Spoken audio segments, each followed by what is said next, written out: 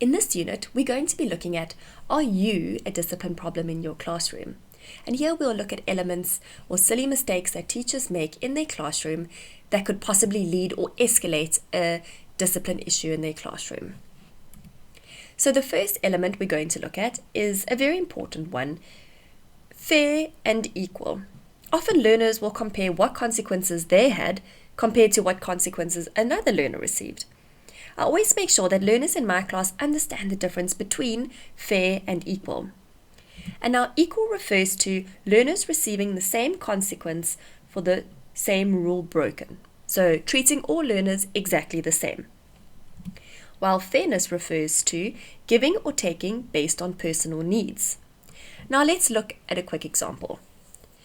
Russell has arrived at school and he has left his homework diary at home. The teacher knows that Russell is a diligent learner, and this is the first time he has left it at home. The teacher is also aware that his parents are going through a messy divorce, so she photocopies a page from another diary and hands it to Russell to fill in. A common response from learners is that it's not fair. It might be, I left my diary at home last week and I got a demerit. Why hasn't Russell gotten a demerit? Learners expect you to treat or to discipline each child in the exact same way, which is impossible because there is no one-size-fits-all. Each learner comes in with a different history, parents, living conditions, and these all impact the learner. And it should impact how they are disciplined as well. It doesn't mean that each learner who has a tougher upbringing than the others should never be disciplined.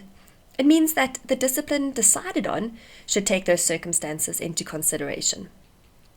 So in our little scenario, both learners were not treated equally, but both were treated fairly. They did not receive the same consequence. Now it's important for you to explain this concept to the learners, the difference between fair and equal. Because although they are similar, they are also very different. And we're going to quickly look at a fun way that you can do this in your class. So first, you ask your learners to tell you what they think fair means. And a common response will be that it means that all learners are treated the same. Then ask your learners to think of the worst injury they've had. Some might say stitches, a broken bone, a concussion. Then you as the teacher go up to each learner and give them a plaster for their injury. Because all learners need to be treated the same. A possible dialogue could follow on like this. Did the plaster I gave you help with your injury? Some might say yes, and some might say no. And the learners who say no could respond with, no, a plaster won't help a broken bone. But for me to be fair, I must treat you all the same way. Is that not what you said, right? And at this point, there might be some giggle or confusion. But ultimately, you want learners to come to the conclusion that we all have different injuries, so we can't be treated the same way. And here is where you point out that you as the teacher must look at each one individually. You must assess the situation and give them proper treatment. This activity really helps to clarify for the learners what is meant by fair, and when a learner says that it's not fair, what they actually mean is that they are upset that another learner did not get the same consequence as them.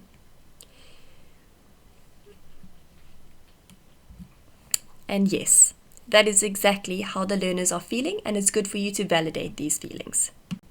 So in essence, for you as a teacher to be fair to each learner, you would need to assess the situation, then provide the treatment that they need.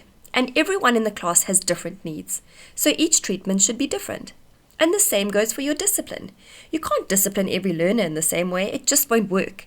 But you can make sure that you are fair to each learner and give them the appropriate treatment that they deserve.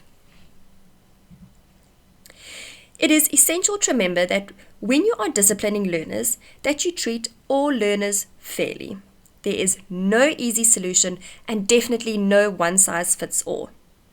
When teachers don't communicate their discipline process, it can cause many issues. So try to be transparent and open with the learners as to how you're going to discipline in your classroom. Next, we're going to look at the discipline dilemma. And what we're going to look at now is a common mistake that teachers often make, and that is they get distracted by the secondary issue, which takes away from teaching time. So for example, Carla and Sinead are talking while you're explaining a section of work. You as the teacher see this and you respond with, Carla and Sinead, turn and face the front of the classroom. Thanks. Carla responds with, but we were only talking about work. So let's press pause there for a minute, as there are different ways the teacher could respond at this moment. And right now, the teacher has become annoyed at the back chat and tells Carla, don't talk back to me. I told you to face the front and stop talking. To which Carla responds, well, I actually was just helping her. So now let's stop and rewind to the beginning. When Carla and Sinead were talking, that was the primary issue. That was the disruption, and that's what needed to be disciplined or corrected. What plays out next, the disrespectful exchange between Carla and the teacher, is the secondary issue. But now, the secondary issue is far bigger than what the primary one was. And it has completely derailed the lesson and taken away teaching time. So how could the teacher have responded to prevent a secondary issue from occurring? Okay, so the teacher could have responded with, after Carla says, but we were only talking about work, the teacher could say, that might be so, but you need to face the board, thanks. This is important work that you need to know. The response is corrective, firm, fair, but more importantly, it deals with the primary issue without a secondary issue occurring. And this is very important.